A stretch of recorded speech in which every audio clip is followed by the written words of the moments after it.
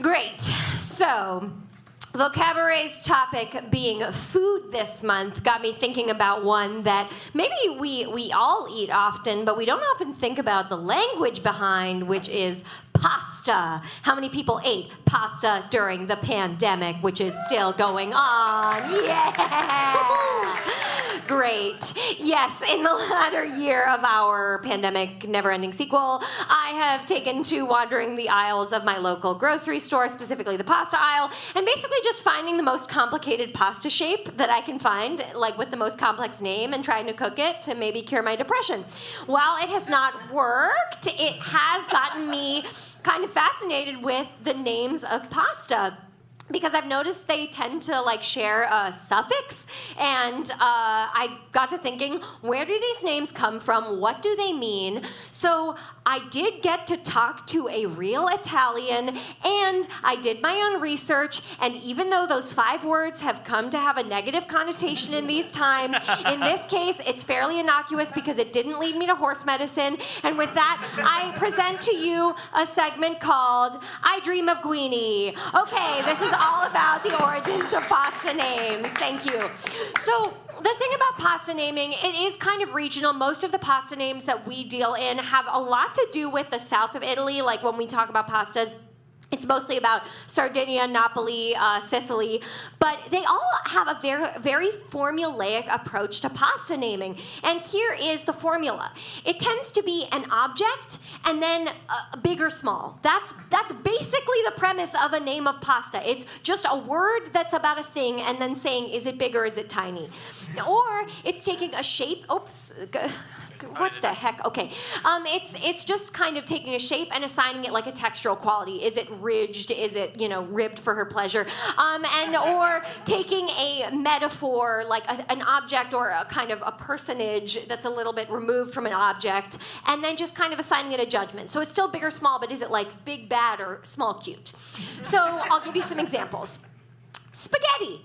That's spago for twine, and etti, which is a diminutive modifier that means little. That's the whole thing, little twine. Okay, rigatoni, there is no real object here. Rigate means ridged, and one is an augmentative suffix that means big. So this just means large lined ones, okay? That's the whole pasta, that's the thing. And then linguini means lingue, which is tongues, and then ine is another modifying suffix to mean small, so that's little tongues. I know what you're thinking. You're thinking, these aren't tongues. These aren't little tongues. Well, let me tell you who has this tongue that looks like this. This nectar bat I found by Googling longest animal tongue. All right? Yeah, that's right. Of course, this is not a pasta tongue that this is based on, but I did my own research, I told you. Okay, so in interviewing this wonderful Italian, her name is Melanie, she is on Italian time, so I'm sure she is not watching this show, but I learned that modifying suffixes take many forms, so it's not just, the one that we deal with most often in pasta names are diminutivi. Those are diminutive modifiers. Most often, what Italians are trying to do with their little mischievous language is make things small and cute and edible. So that's what diminutivi are. They're making things small. But accrescitivi are augmentative modifiers. That's when you get the cannelloni, the rigatoni, the big ones. And then vezzeggiativi are terms of endearment. Now, those are things that we usually assign to proper nouns, as in names of people. Names like Giuseppe are using a suffix that is a kind of term of endearment. That is actually based on a different name, but the epi is kind of saying, oh, this cute friend of mine. And so we'll look at a couple of examples that assign that to pasta. And then dispregiativi, you usually don't see pejoratives assigned to pasta, but let me tell you, we're gonna find a way to do it tonight. Okay, so these are modifying suffixes. This is some examples of how they're used in pasta.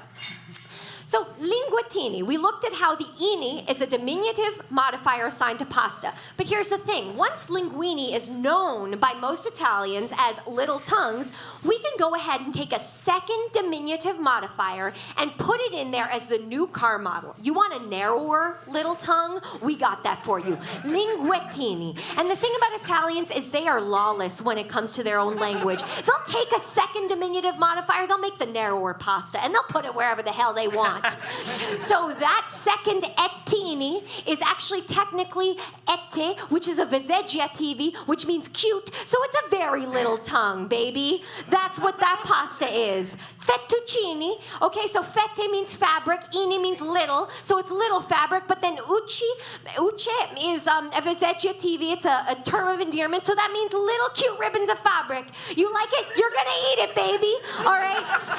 I get really riled up talking about this pasta.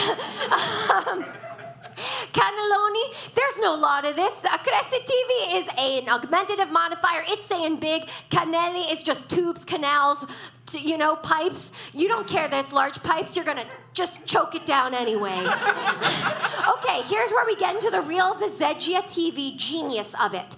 So they're just taking body parts and making you eat them, okay? And you don't really have a say in it. Here's where I think Italian is brilliant. It is used to kind of create this uncanny valley, right? So you're not going to eat a bowl of ears. If I told you, hey, you want a bowl of ears? You'd say no.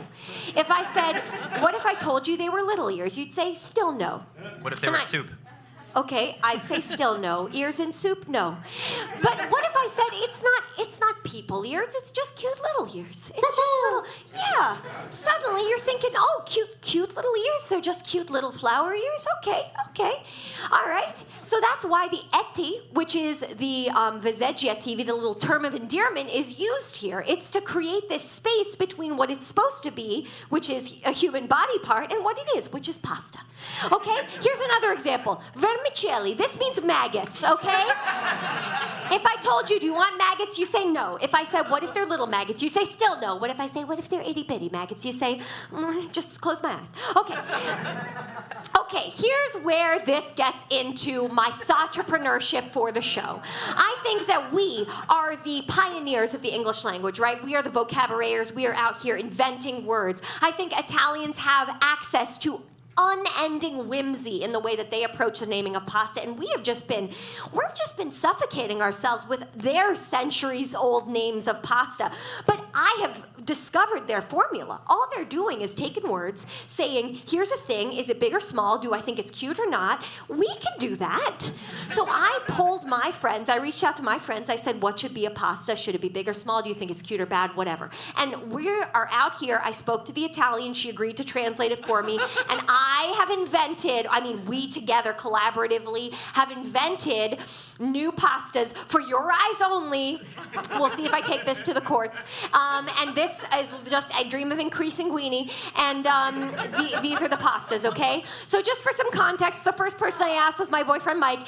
And I asked him, can I ask you about a sensitive topic? This is because he thinks secretly that all pastas are a scam, because he's like, they're all just semolina flour. The shapes are a grift, whatever. It's fine. So I asked him, I explained him the formula, the whole thing about how it's like, okay, it's just a thing. Is it big or small? And he said what he wanted to see was tiny stalagmites, okay? And I said, sure. So I brought it to Melanie. I said, how would you say tiny stalagmites in Italian? She said, STALAGMITINI.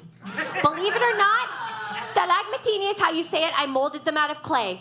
Originally, I had them facing it the other way. I'm letting you in on it, but that's stalactite, so I flipped the image. STALAGMITINI, okay?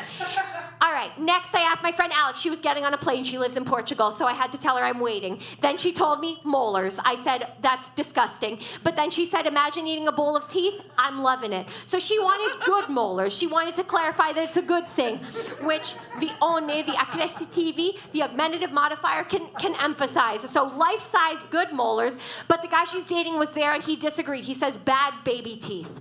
So he wants a dispregiativo with a diminutivo. He wants bad baby teeth. She wants life-size good molars. So we had to make two pastas, both about teeth. Here we go. Melanie translates.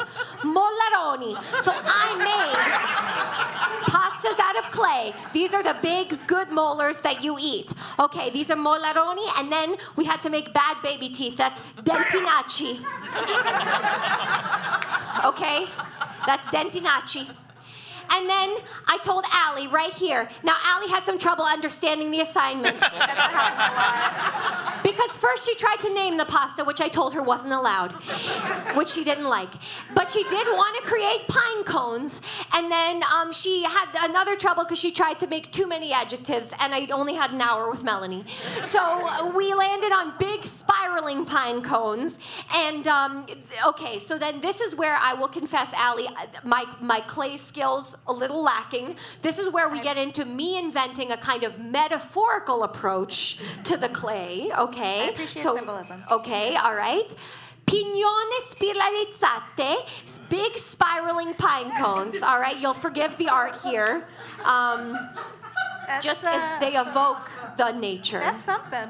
I tried so many times to make pine cones while watching Columbo, and it just didn't work. Okay. A fucking proper And chef. thank you. And finally, I asked my friend Ian, who came up with maybe the most innovative approach to pasta of all time. I asked him, what do you think should be pasta? Should it be big or small? He had trouble because he's so boring. He said, I just think fusilli, penne and ziti. And I was like, any object, dream bigger. And he said, laptop pasta. I said, that is the most brilliant pasta of all time because it's designed to get food stuck in it. It's for millennials. It's for Gen Z. It's incredible. It would fly off the shelves. I said, how many can fit on a spoon? He said, I'd say 2, but even that is a little crowded. I said, okay, big laptops. Here we go. I asked Melanie. She said, portatiloni. So here's big laptops. I'd say 2 per spoon, but even that is a little crowded. I present to you the beautiful laptop pasta shining on its spoon. And with that, I give you Guinite. Thank you so much. Thank you, Sam Corbin.